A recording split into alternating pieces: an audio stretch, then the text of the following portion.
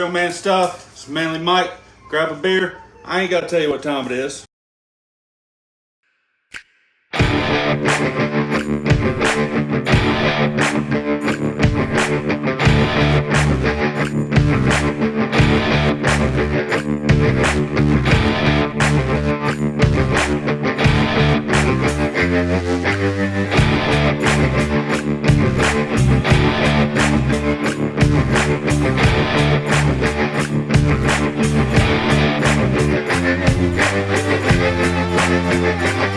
Alright guys, we're gonna talk about a little vehicle maintenance today, and vehicle maintenance to me is like, okay, when I got my first car, it was $300.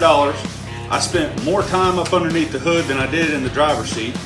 The damn thing almost damn near fell apart. It was held together with twisted ties and duct tape and bubble gum and shit. Alright, but I maintained it, and I learned how.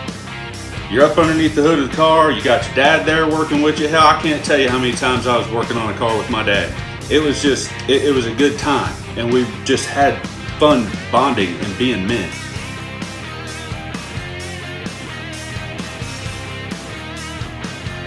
So learn how to fix your cars.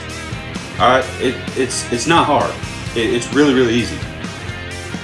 Like guys, when I got my very first truck, it was a little better than my first car, alright? But it still, it took a shit on me. I was on the side of 95 for about 2 hours up underneath this truck. Turned out it was a fuel pump. I pulled more parts off that truck trying to replace stuff than I could ever imagine. But I finally got it fixed.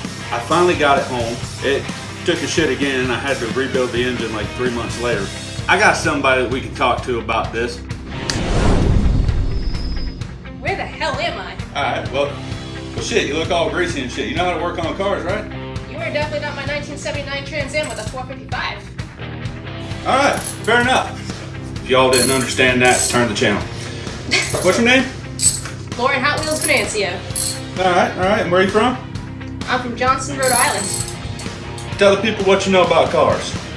A little bit of everything. I did a little tinkering around with my dad when I was younger. Went to New England Tech in Warwick, Rhode Island, and been messing around with cars ever since I was a little girl. Are you any type of certified or anything? Yep, I do have, I did have my ASEs. Anything else going on that we need to know? Car issue in my magazine. Relaunch Motorsports, yeah. It's a platform for basically high performance, and it goes from cars to boats to diesel trucks to motorcycles to anything that gets your adrenaline going. AdrenalineMotorsportsMagazine.com. Facebook, Adrenaline Motorsports Magazine, Lauren Venancio.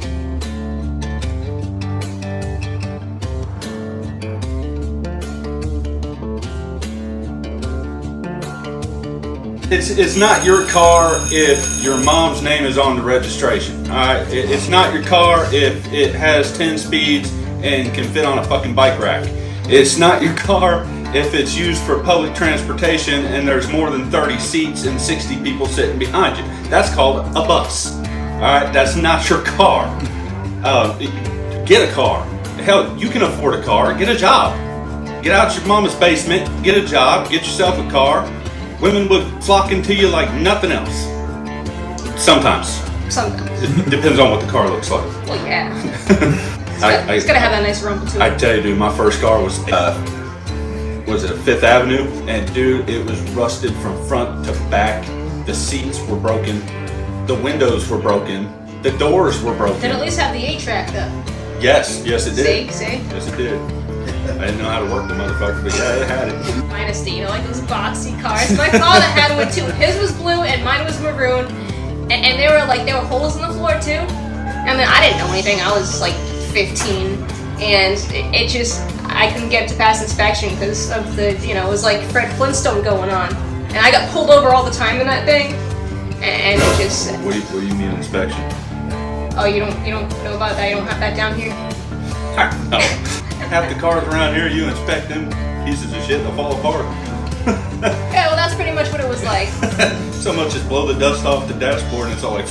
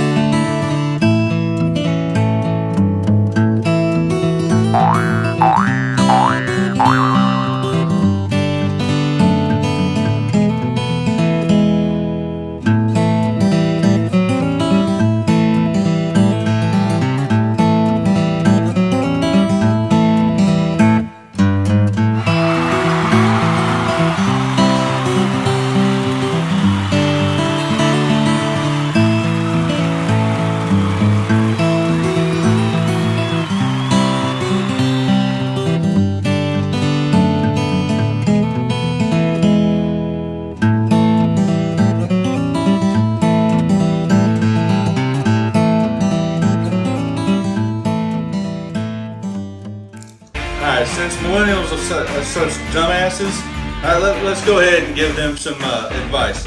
So, guys, you got to know the difference between the summer air and the winter air in your tires, right? If it's in the summer months, you got to drain out all the air that you put in the winter, and you got to put the summer air in there. If you don't know what summer air is, go on down to Pep Boys, they'll tell you. Alright, we're going to AutoZone or any auto parts store and they'll tell you. Yeah, but what if like they're traveling and they're going from like a cold climate to do you have to like change it like midway?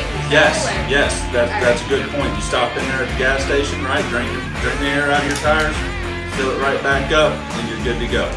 Alright, one other thing I want to add is always make sure you top off your blinker fluid. You always want to use those turn signals. You got to use this to make sure they work every time. Absolutely. Yeah. So let's say you find yourself out in the wilderness, right, hunting a motherfucking bear, right?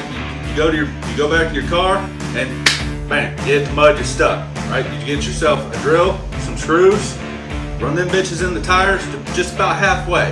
Hey, just give it enough traction, you pull yourself right out, guaranteed. What size screws are we using for that? 1.5 to 2 inches, guys. Well, Mike, it was nice talking. I actually have to go finish that car I was working on, so Yeah, I got you. Alright, it's real man stuff. It's been Manly Mike. Man up, man out.